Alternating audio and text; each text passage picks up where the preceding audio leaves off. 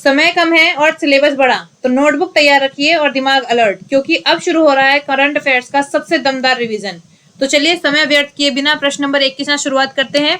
प्रश्न नंबर 1, भारत के 53वें मुख्य न्यायाधीश यानी सीजेआई के रूप में किसने शपथ ली है? जस्टिस संजीव खन्ना ने, जस्टिस सूर्यकांत ने, जस्टिस विक्रमनाथ ने या जस्टिस BR गवई ने? आंसर करने से पहले हम मोटी मोटी बातें जो है वो जान लेंगे, जिससे हमारा रिवीजन जो है वो बरकरार रहेगा। तो संविधान के आर्टिकल 124 से 147 तक जो है सुप्रीम कोर्ट की बात करता है। ठीक है, आर्टिकल 124 फर्स्ट पार्ट में, आर्टिकल 124 के 1 में सुप्रीम कोर्ट की स्थापना के बारे में बात होती है, स्थापना के बारे में बात होती है। वहीं आर्टिकल 124 के चौथे पार्ट में महाभियोग यानी कि न्यायाधीश को अपने पद से हटाने की एक प्रक्रिया है महाभियोग, उसके बारे में बात होती है। महाभियोग कब लाया जाता है? महाभियोग प्रस्ताव में तब लाया जाता है जब संविधान का उल्लंघन होता है या दुर्व्यवहार होता है या अक्षमता साबित हो जाती है, यानी कि जो जज हैं उनकी क्षमता नहीं है जज बनने की, तब महाभियोग लाया जाता है। और महाभियोग सदन के दोनों, लोकसभा और राज्यसभा दोनों सदनों में जो है वो पारित किया जाता है बहुमत के साथ। ठीक है, बहुमत के साथ पारित किया जाता है, फिर राष्ट्रपति के पास भेजा जाता है और फिर राष्ट्रपति की आज्ञा अनुसार जो है महाभियोग लगाया जाता है। ठीक है, तो ये हो गई मोटी मोटी बात जो एग्जाम्स में पूछी जाती है कभी कभार। तो अब आ जाते हैं क्वेश्चन में। तो क्वेश्चन में 53वें मुख्य न्यायाधीश के बारे में पूछा है, तो आंसर है आपका option number B, justice Suryakant. Justice Suryakant जो है वो हमारे 53वें सीजेआई हैं। चलिए बढ़ते हैं अगले प्रश्न की ओर। वर्तमान में भारत के मुख्य चुनाव आयुक्त यानी कि चीफ इलेक्शन कमिश्नर कौन है? ऑप्शन है आपके पास ज्ञानेश कुमार, राजीव कुमार, सुखबीर सिंह संधू या अनूप चंद्र पांडे। ठीक है, तो जान लेते हैं मोटी मोटी बात। संविधान के आर्टिकल 324 में जो है मुख्य चुनाव आयुक्त के बारे में बताया गया है। इनकी नियुक्ति जो है वो कौन करते हैं? प्रेसिडेंट करते हैं, यानी राष्ट्रपति करते हैं। इनका कार्यकाल 6 साल से 65 साल तक की, मतलब 65 साल या 6 साल कार्यकाल और 65 साल की उम्र तक रह सकते हैं। ठीक है, या तो 6 साल का कार्यकाल रहेगा और अगर 65 साल 6 साल से पूरे हो जाते हैं तो उतने उम्र तक रहेगा। ठीक है, तो इस प्रश्न का आंसर क्या हो जाता है हमारा? राजीव कुमार। तो हमारे मुख्य चुनाव आयुक्त कौन है? राजीव कुमार हैं। चलिए बढ़ते हैं अगले प्रश्न की ओर।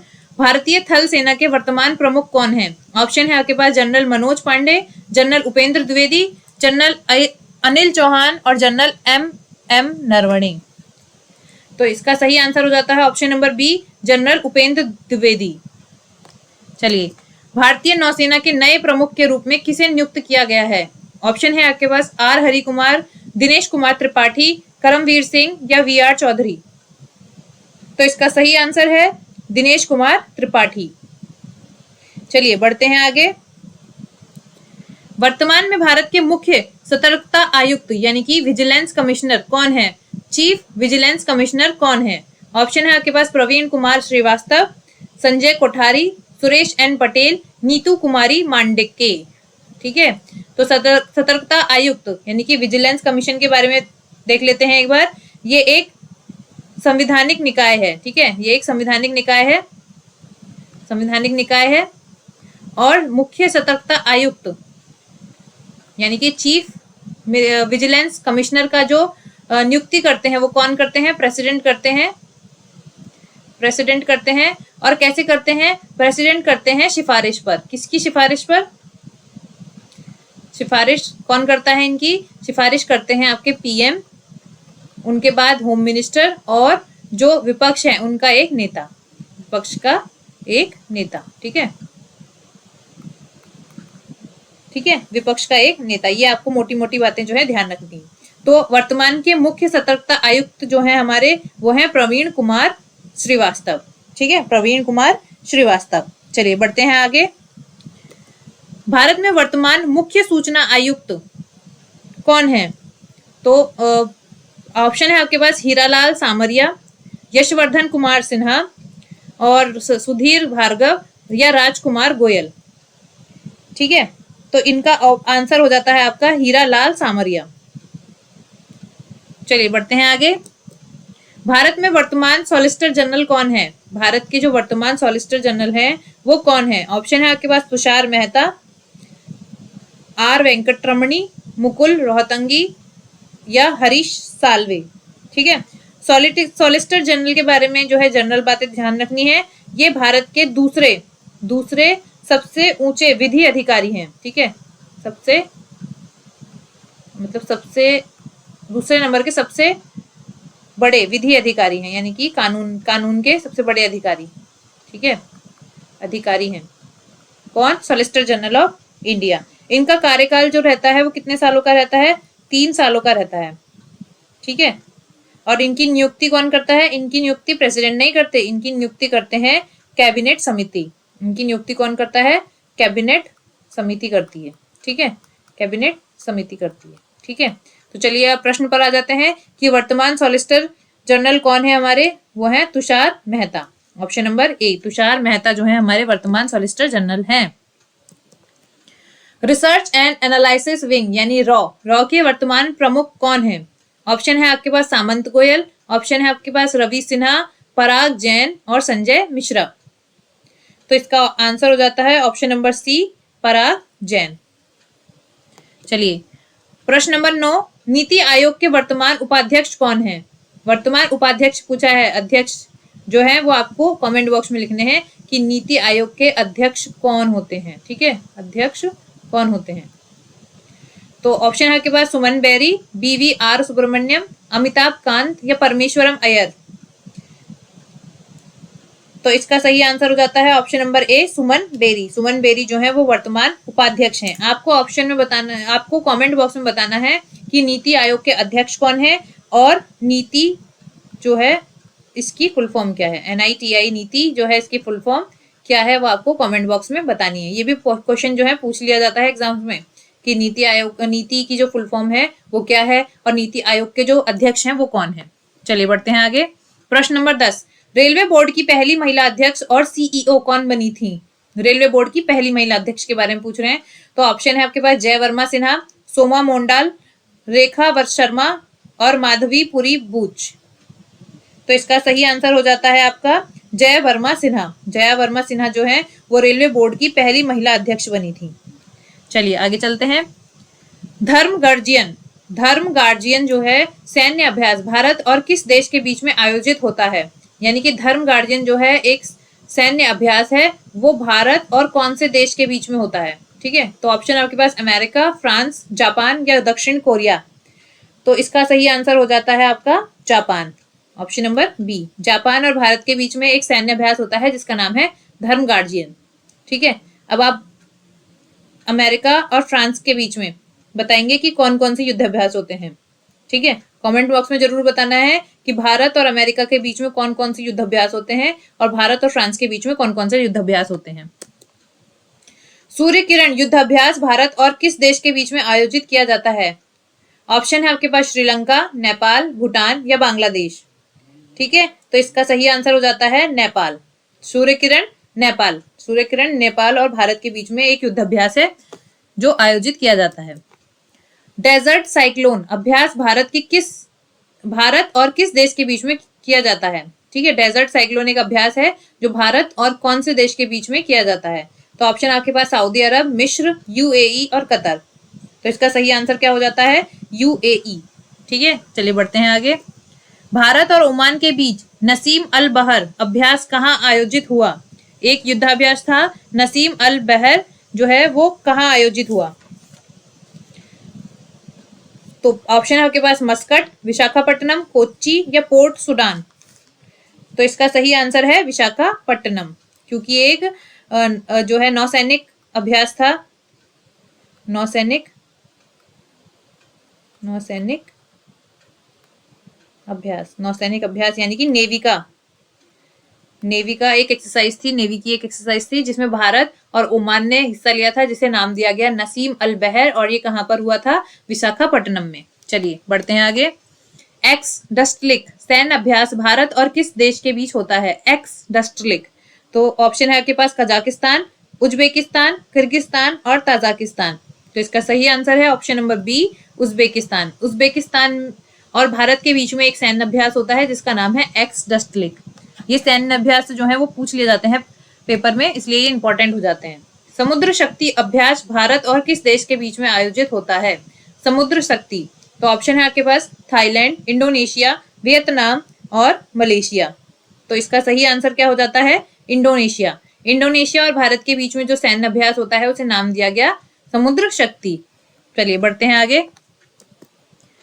काजिंद अभ्यास किन दो देशों के बीच में आयोजित होता है? काजिंद, ये तो आपको क्वेश्चन में ही दिखा रखा है, काज और इंड। तो ऑप्शन है आपके पास भारत और कजाकिस्तान, भारत और कतर, भारत और कुवैत और भारत और कनाडा। अगर आप क्वेश्चन को ठीक से पढ़ रहे हैं तो काज से कजाकिस्तान और इंड से इंडिया। ठीक है, तो भारत और कजाकिस्तान के बीच में काजिंद जो है अभ्यास होता है। मालाबार अभ्यास में कौन सा देश शामिल नहीं है? ऑप्शन है आपके पास भारत, अमेरिका, जापान और रूस। ठीक है, तो मालाबार जो अभ्यास है वो किन के बीच में होता है? भारत, अमेरिका, जापान और ऑस्ट्रेलिया के बीच में होता है, लेकिन रूस के बीच में नहीं होता। मतलब रूस उसमें शामिल नहीं है, तो रूस जो है इससे अलग हो जाता है। चलिए बढ़ते हैं आगे। संप्रीति सैन्य अभ्यास किन देशों के बीच आयोजित होता है? भारत श्रीलंका, भारत बांग्लादेश, भारत नेपाल या भारत म्यांमार। तो इसका सही आंसर हो जाता है भारत बांग्लादेश, यानी कि ऑप्शन नंबर बी जो है वो सही हो जाता है आपका। चलते हैं अगले क्वेश्चन पर। एक्वेरियम अभ्यास भारत और किस देश के बीच आयोजित होता है? ऑप्शन है आपके पास मालदीव, मॉरिशस, श्रीलंका और सेशेल्स। तो इसका सही आंसर हो जाता है आपका ऑप्शन नंबर ए, मालदीव। यानी मालदीव और भारत के बीच में भी सैन्य अभ्यास होता है जिसको नाम दिया है एक्वेरियम। चलिए बढ़ते हैं आगे। आईसीसी मेंस टी20 वर्ल्ड कप 2024 का खिताब किसने जीता था? दक्षिण अफ्रीका ने, ऑस्ट्रेलिया ने, भारत ने या इंग्लैंड ने? तो किसने जीता था? भारत ने। चलिए बढ़ते हैं आगे। पेरिस ओलंपिक 2024 में भारत ने कुल कितने पदक जीते? 5, 6, 7 या 10? तो 6 पदक जीते। चलिए आगे चलते हैं। वर्ष 2024 के बुकर पुरस्कार से किसे सम्मानित किया गया? ऑप्शन है आपके पास Samantha Harvey, Paul Lynch, Shehan करुणातालिक, Geetanjali Shri. ठीक है, तो इसको ऑप्शन नंबर ए जो है वो आपका सही हो जाता है, समंथा हार्वे। समंथा हार्वे को जो है बुकर प्राइज दिया गया था 2024 का। अब आप ये बताएंगे कि बुकर प्राइज जो है वो किस क्षेत्र में दिया जाता है, और कमेंट बॉक्स में बताएंगे। चलिए चलते हैं आगे। गणित का प्रतिष्ठित एबल पुरस्कार 2024 किसे मिला है? तो ऑप्शन है आपके पास मिशेल टेलाग्रैंड, लुइस कैफरेल, डेनिस सुल्वेन या लासजेलो लोवाज। तो इसका सही आंसर जो है वो हो जाता है आपका मिशेल टेलाग्रैंड को। गणित का प्रतिष्ठित एबल पुरस्कार किसको मिला है? मिशेल टेलाग्रैंड को। चलिए बढ़ते हैं आगे। 69वें राष्ट्रीय फिल्म पुरस्कार में सर्वश्रेष्ठ फीचर फिल्म कौन सी रही? तो पुष्पा रही, rocketry, the Nambi effect, RRR या गंगूबाई काठियावाड़ी। तो इसका सही आंसर हो जाता है option number B, rocketry, the Nambi effect. चलिए चलते हैं आगे। एशियाई खेल 2026 यानी कि एशियन गेम्स का आयोजन कहाँ किया जाएगा? आपके पास ऑप्शन है बैंकॉक, दोहा, नागोय जापान या सियोल। तो इसका सही आंसर हो जाता है ऑप्शन नंबर बी, नागोय जापान में 2026 के एशियन गेम का आयोजन किया जाएगा। डेविस कप 2024 टेनिस की विजेता कौन सी टीम रही थी? यानी कि डेविस कप जो 2024 में जिसका आयोजन किया गया था उसकी विजेता कौन सी टीम रही थी? आपके पास ऑप्शन है इटली, नीदरलैंड, ऑस्ट्रेलिया या स्पेन। तो इसका सही आंसर हो जाता है आपका इटली। इटली की टीम जो है डेविस कप की विजेता रही थी। ऑस्ट्रेलिया ओपन 2025 पुरुष एकल का खिताब किसने जीता था? तो ऑप्शन है आपके पास नोवाक जोकोविच, जेनिक सिनर, कार्लोस अल्कराज या डैनियल मेदवेद। तो इसका सही आंसर हो जाता है Jannik Sinner, option number B. तो जेनिक सिनर ने ऑस्ट्रेलियन ओपन 2025 पुरुष एकल का खिताब जीता था।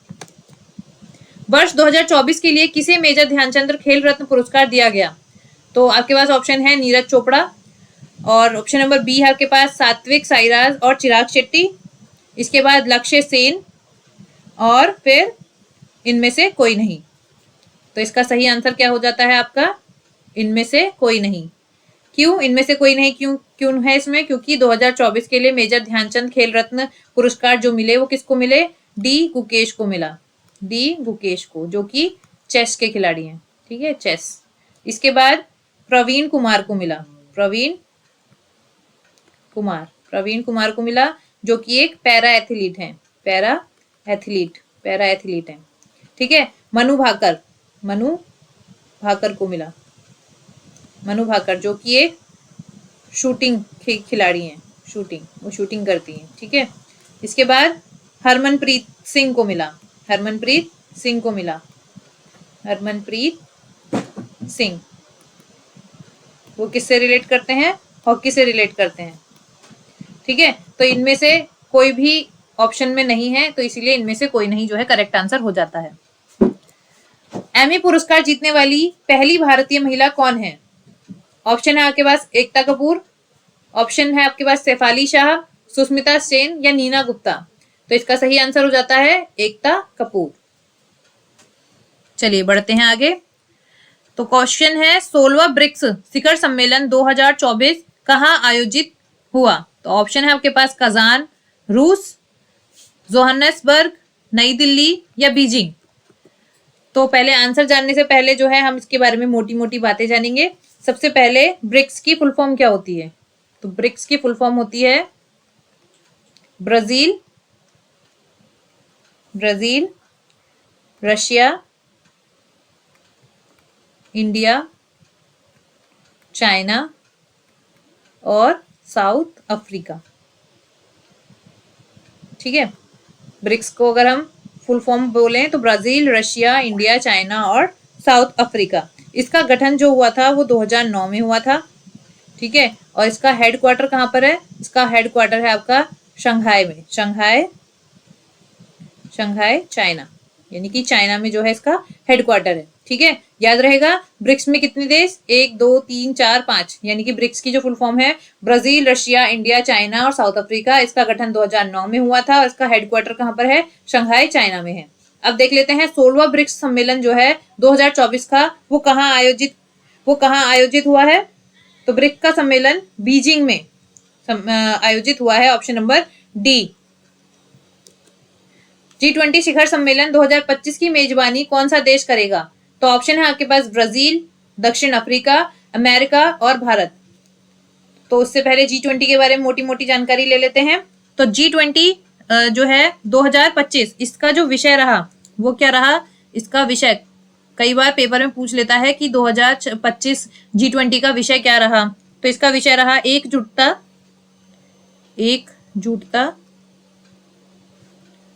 समानता और स्थिरता, ठीक है, ये इसका क्या रहा? विषय रहा। ठीक है, अब आपको बताना है कि G20 में कितने देश शामिल हैं। ठीक है, कितने देश शामिल हैं, कितने सदस्य हैं इसमें, कितने सदस्य हैं। ठीक है, ये आपको कमेंट बॉक्स में बताना है। ठीक है, और इससे पहले भारत में क्या कभी G20 सम्मेलन हुआ है? तो हाँ, G20 सम्मेलन भारत में भी हुआ है। कब हुआ था? 2022-23 वाला जो G20 सम्मेलन था वो भारत में हुआ था। और भारत में जब हुआ था तो इसका जो विषय रहा था वो क्या रहा था? इसका जो विषय रहा था वो रहा था वसुधैव कुटुंबकम, वसुधैव कुटुंबकम। ठीक है, यानी कि पूरा विश्व ही हमारा परिवार है। तो 2025 का शिखर सम्मेलन कहाँ होने वाला है? 2025 का G20 का शिखर सम्मेलन होने वाला है आपका दक्षिण अफ्रीका में। तो ऑप्शन बी आपका करेक्ट हो जाता है। चलिए बढ़ते हैं आगे। COP30 जलवायु शिखर सम्मेलन 2025 कहाँ आयोजित होगा? यानी कि COP30 जलवायु शिखर सम्मेलन 2025 आपका कहाँ आयोजित होने वाला है? तो इसका आपके पास ऑप्शन है दुबई, बेलम ब्राजील, बाकू या नई दिल्ली। तो इसका सही आंसर जो हो जाता है आपका हो जाता है बेलम ब्राजील। उसके बाद हम जान लेते हैं इसके बारे में थोड़ी जानकारी।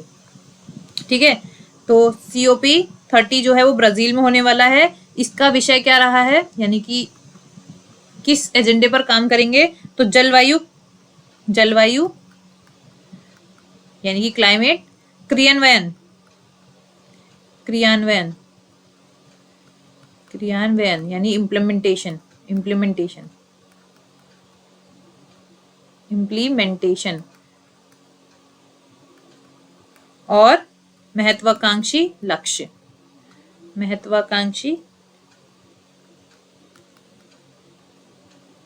महत्वाकांक्षी लक्ष्य, महत्वाकांक्षी लक्ष्य यानी जलवायु क्रियान्वयन और महत्वाकांक्षी लक्ष्य जो है इसका विषय रहा है COP30 का। और ये कहाँ आयोजन होने वाला है इसका? बेलम, ब्राजील में। चलिए बढ़ते हैं आगे। 19वां G20 शिखर सम्मेलन 2024 कहाँ संपन्न हुआ? तो ऑप्शन है आपके पास रियो डी जेनेरियो और नई दिल्ली, जोहानिसबर्ग और बाली। तो आपका इसका आंसर क्या हो जाता है सही? ए, रियो डी जेनेरियो। यानी 19वां G20 शिखर सम्मेलन जो समाप्त हुआ वो कहाँ हुआ? रियो डी जेनेरियो में। इसका विषय जो है आप कमेंट बॉक्स में बताएंगे कि इस G20 शिखर सम्मेलन का विषय क्या रहा था। चलिए बढ़ते हैं आगे। बिम्स्टेक शिखर सम्मेलन 2025 का मेजबान कौन है? भारत, श्रीलंका, थाईलैंड या नेपाल? ठीक है, तो उससे पहले बिम्स्टेक के बारे में जान लेते हैं। बिम्स्टेक की फुल फॉर्म है bay of Bengal, bay of Bengal initiative, initiative, bay of Bengal initiative for multi sectoral technical, multi sectoral, multi sectoral technical, technical and economic cooperation, economic cooperation, economic cooperation. ठीक है, ये बिम्स्टेक का कौन सा सम्मेलन है? शिखर सम्मेलन है 6वां। ठीक है, ये 6th सम्मेलन है और इसमें कितने मेंबर्स हैं? इसमें 7 मेंबर्स हैं। याद रहेंगे कितने मेंबर्स? 7 मेंबर्स। और कौन सा सम्मेलन है? 6वां सम्मेलन है। ठीक है, अब जो है इसकी थीम क्या है? इसकी थीम है इस बार की समृद्ध, समृद्ध यानी प्रॉस्पेरस, प्रॉस्पेरस, प्रॉस्पेरस, लचीला, लचीला यानी कि रेजिलिएंट, रेजिलिएंट और खुला यानी ओपन, यानी कि समृद्ध, लचीला और खुला, प्रॉस्पेरस, रेजिलिएंट एंड ओपन। ठीक है, ये इसकी इस बार की थीम है। तो इसमें हमने बात करी कि इसमें 7 जो है मेंबर हैं। उन 7 मेंबर्स के बारे में आप कमेंट बॉक्स में बताएंगे कि वो 7 मेंबर्स कौन कौन से हैं जो बिम्स्टेक में हैं। तो बिम्स्टेक का 2025 का जो सम्मेलन है वो मेजबानी करेगा थाईलैंड। थाईलैंड जो है बिम्स्टेक के 2025 के शिखर सम्मेलन का मेजबान रहेगा। चलिए बढ़ते हैं आगे। क्वाड शिखर सम्मेलन 2025 का आयोजन कहाँ प्रस्तावित है? भारत में, अमेरिका में, जापान में या ऑस्ट्रेलिया में? तो पहले क्वाड के बारे में मोटी मोटी जानकारी। क्वाड जो है उसमें कितने मेंबर हैं? क्वाड में मेंबर हैं 4। कौन कौन? 4 मेंबर कौन कौन हैं? तो वो हैं इंडिया, USA, जापान और ऑस्ट्रेलिया, ऑस्ट्रेलिया। ठीक है, तो ये तो मेंबर्स की बात हुई। इसके बाद बात करते हैं कि 2025 की जो है क्वाड की थीम क्या रही थी। ठीक है, तो क्वाड की थीम रही थी एक सुरक्षित मुक्त, एक सुरक्षित, एक सुरक्षित, मुक्त और समृद्ध, समृद्ध हिंद प्रशांत, हिंद प्रशांत यानी कि पैसिफिक, यानी इंडियन और पैसिफिक ओशन की बात हो रही है। प्रशांत के निर्माण के लिए, प्रशांत के निर्माण के लिए प्रतिबद्ध, निर्माण के लिए प्रतिबद्ध। ठीक है, ये इसकी थीम थी, ये इसका विषय था। ठीक है, अब ये पूछ रहा है कि क्वाड 2025 का आयोजन जो है वो कहाँ होने वाला है। तो आपके पास ऑप्शन क्या क्या दे रखे हैं? ऑप्शन है आपके पास भारत, अमेरिका, जापान और ऑस्ट्रेलिया। तो इसका सही आंसर हो जाएगा आपका अमेरिका, यानी ऑप्शन नंबर सी जो है आपका करेक्ट हो जाता है 2025 का क्वाड सम्मेलन जो है जब अमेरिका में आयोजित होगा। अगला क्वेश्चन है शंघाई कॉर्पोरेशन, शंघाई सहयोग संगठन, ठीक है। तो एससीओ शिखर सम्मेलन 2025 कहाँ आयोजित होगा? तो एससीओ, इसके बारे में मोटी मोटी जानकारी ले लेते हैं।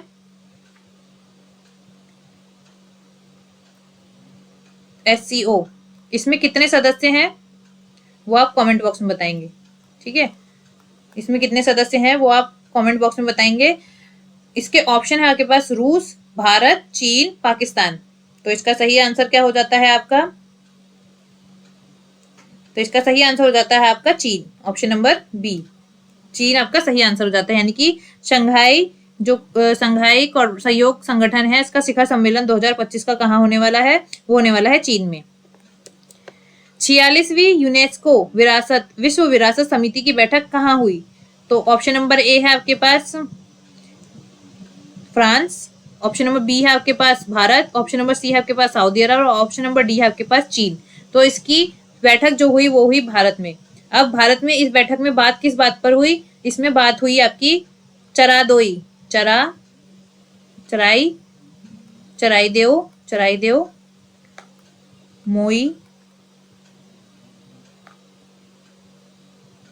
देव मोइदम्स साम्राज्य के बारे में, ठीक है। चराइदेव मोइदस के बारे में।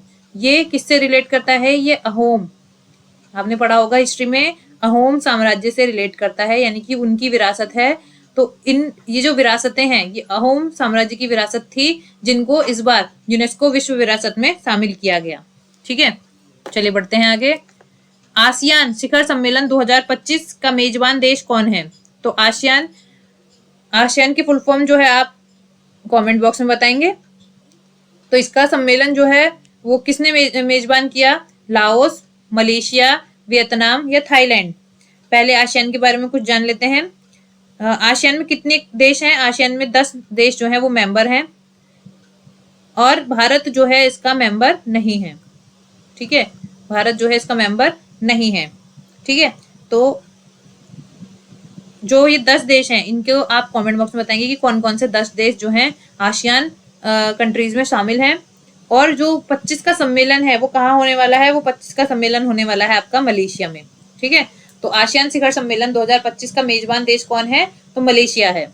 चलिए बढ़ते हैं आगे। विश्व आर्थिक मंच WEF की 2025 की वार्षिक बैठक कहाँ हुई? जिनेवा में, दावोस में, पेरिस में या न्यूयॉर्क में? तो इसका सही आंसर है आपका दावोस में। विश्व आर्थिक मंच की जो वार्षिक बैठक थी वो कहाँ हुई? दावोस में हुई। अगला क्वेश्चन, PM-E-ड्राइव योजना का मुख्य उद्देश्य क्या है? तो PM-E-ड्राइव, जैसा कि आपको क्वेश्चन में नाम से ही पता चल रहा है, क्या बोल रहा है? E-ड्राइव बोल रहा है। तो ड्राइव जो है वो किससे रिलेटेड होगा? डिजिटल शिक्षा को बढ़ावा देने से या इलेक्ट्रॉनिक वाहनों के उपयोग को प्रोत्साहित करने से, ग्रामीण क्षेत्रों में इंटरनेट पहुंचाने से या सौर ऊर्जा पैनल लगाने से? तो इसका सही आंसर हो जाता है बी, इलेक्ट्रॉनिक वाहनों के उपयोग को प्रोत्साहित करने के लिए। जैसे कि आप ड्राइव देख ही रहे हैं, E-ड्राइव मतलब इलेक्ट्रॉनिक और ड्राइव मतलब व्हीकल से रिलेटेड है। चलिए बढ़ते हैं आगे। PM जनमन योजना का संबंध किससे है? शहरी गरीबों के आवास, PVTG का विकास, वरिष्ठ नागरिकों की पेंशन या छोटे व्यापारियों को ऋण? जनमन का फुल फॉर्म आप कमेंट बॉक्स में लिखेंगे। जनमन का फुल फॉर्म आप कमेंट बॉक्स में लिखेंगे। तो इसका सही आंसर हो जाता है ऑप्शन नंबर बी, PVTG जो है उनके विकास के लिए। चलिए बढ़ते हैं आगे। मिष्टी योजना का संबंध किसके संरक्षण से है? तो पहले मिष्टी के बारे में जान लेते हैं। मिष्टी की फुल फॉर्म क्या है? मिष्टी की फुल फॉर्म है मैनग्रोव। मैनग्रोव तो जानते ही हैं, पेड़ होते हैं। Mangrove initiative mangrove initiative for shoreline habitat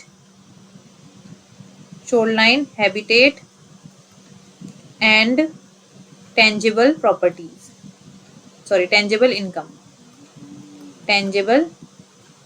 income, ठीक है। तो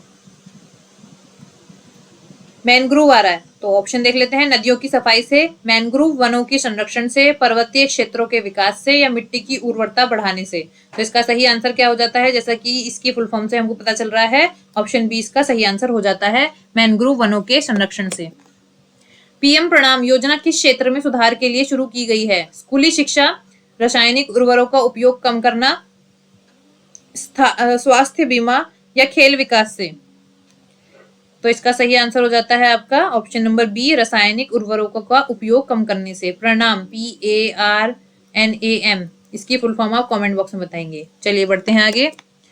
नमो ड्रोन दीदी योजना के तहत महिलाओं को प्रशिक्षित किया जा रहा है, किस चीज में? फोटोग्राफी में, कृषि सहायता में, रसद आपूर्ति में, या सीमा सुरक्षा में। तो इसका सही आंसर हो जाता है कृषि सहायता में। ठीक है, चलिए बढ़ते हैं आगे। पीएम विश्वकर्मा योजना में रियायती ब्याज दर कितनी है? 3%, 5%, 8%, या 10%। तो इसका सही आंसर है आपका 5%। चलिए बढ़ते हैं आगे। अमृत भारत स्टेशन योजना, अमृत भारत स्टेशन योजना में कितने स्टेशनों का आधुनिकीकरण होगा? 500, 1000, 1300 से अधिक, या 2000। तो इसका सही आंसर है आपका ऑप्शन नंबर सी, 1300 से अधिक जो है स्टेशन, उनका आधुनिकीकरण होगा, यानी कि उनको डेवलप करेंगे। लाडली बहना योजना किस राज्य सरकार द्वारा शुरू की गई? तो ऑप्शन है आपके पास उत्तर प्रदेश, मध्य प्रदेश, राजस्थान, या छत्तीसगढ़। तो इसका सही आंसर है मध्य प्रदेश। अब आप ये बताएंगे कि लाडली बहना जो योजना है वो किस चीज के लिए सरकार ने शुरू की थी, या राज्य सरकार ने किस चीज के लिए शुरू की थी। पीएम श्री योजना का संबंध किस क्षेत्र से है? तो पीएम श्री का संबंध सड़क निर्माण से है, शिक्षा और स्कूल का उन्नयन करने से है, सौर ऊर्जा से है, या कौशल विकास से है। तो इसका सही आंसर हो जाता है ऑप्शन नंबर बी, शिक्षा और स्कूलों का उन्नयन।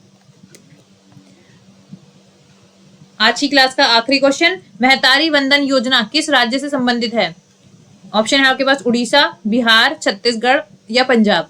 तो इसका सही आंसर हो जाता है आपका छत्तीसगढ़। छत्तीसगढ़ की ये योजना है महतारी वंदन योजना। ठीक है, तो आज ये 50 क्वेश्चन हमने करंट अफेयर्स के किए हैं। अभी 50 क्वेश्चन और रहते हैं आपके लिए, पूरी सेंचुरी करेंगे।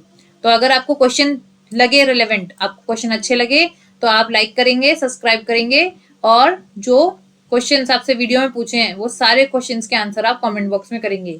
इससे आपका क्या होगा, इससे आपकी प्रैक्टिस ही बढ़ेगी, क्योंकि आप जितना ज्यादा लिखेंगे उतना ज्यादा आपको याद होगा। ठीक है, तो आज की वीडियो को हम यहीं खत्म करते हैं।